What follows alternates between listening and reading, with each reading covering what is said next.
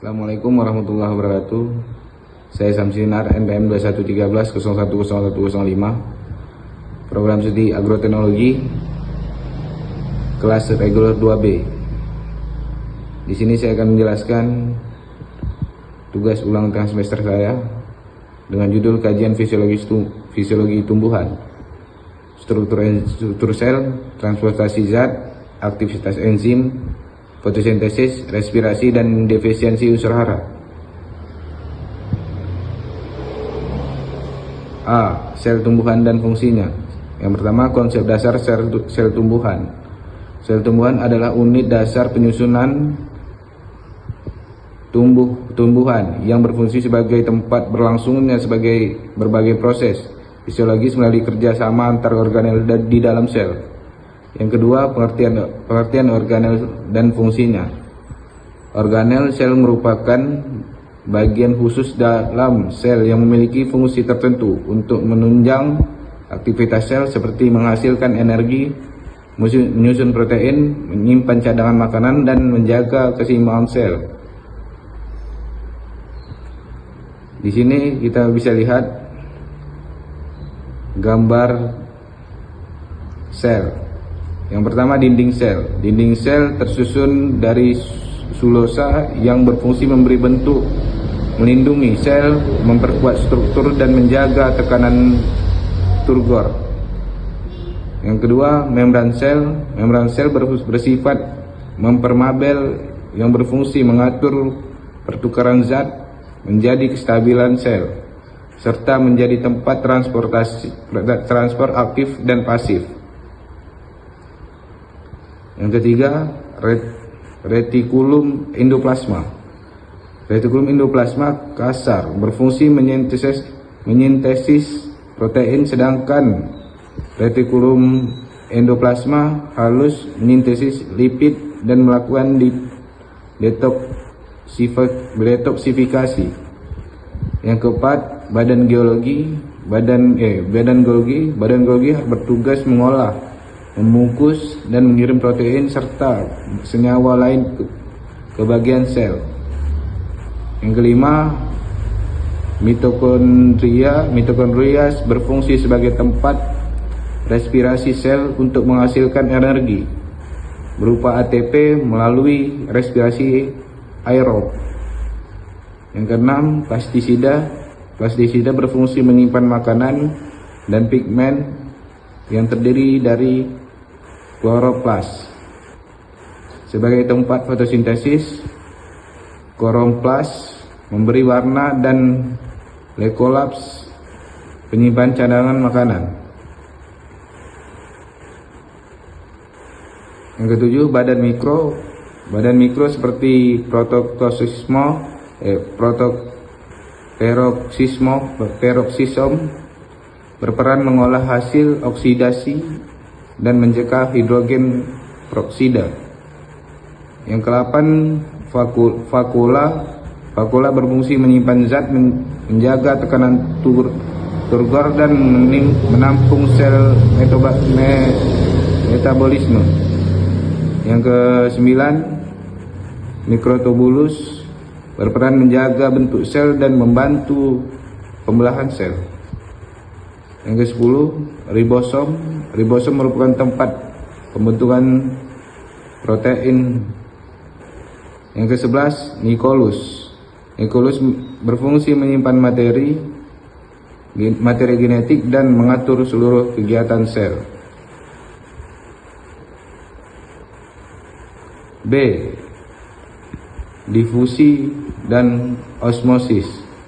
Pengertian difusi merupakan proses penyebaran molekul dari area padat ke area yang lebih renggang hingga seimbang. Pengertian osmosis merupakan perpindahan perlarut melalui membran impermeabel dari larut encer ke larut lebih pekat. Yang ketiga, faktor yang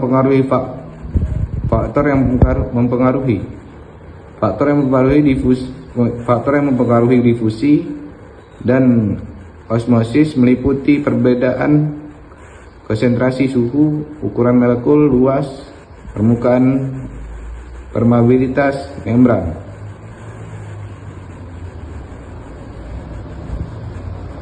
Di sini kita bisa melihat gambar dari osmosis dan diffusion. Yang keempat, percobaan membuktikan bahwa perbedaan konsentrasi larutan menyebabkan perubahan massa dan volume akibat perpindahan air melalui membran selektif permeabel. Yang kelima, difusi osmosis berperan penting dalam transportasi zat pada tumbuhan, terutama untuk penyerapan air dan penyebaran nutrisi. C.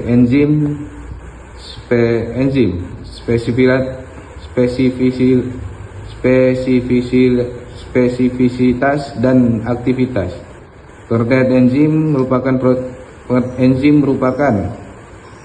protein katalis yang mempercepat reaksi kimia tanpa mengalami perubahan atau habis terpakai. Struktur enzim terdiri dari apoenzim atau bagian protein, kofaktor atau bagian protein, dan sisi aktif sebagai tempat berlangsungnya reaksi. Di sini kita bisa melihat gambar enzim kunstion.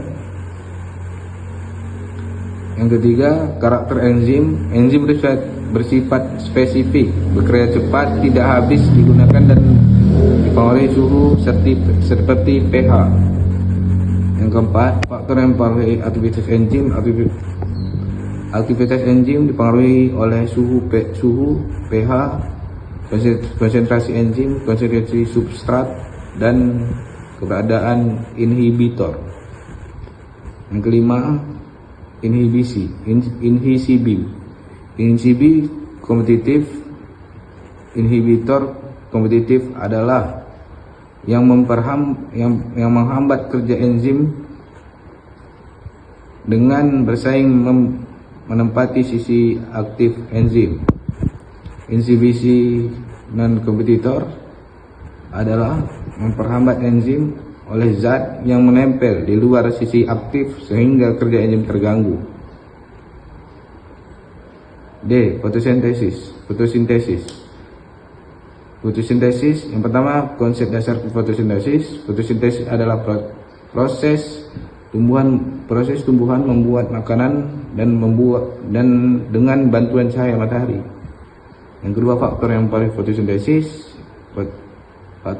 fotosintesis meliputi cahaya air, karbon dioksida, suhu, dan klorofil.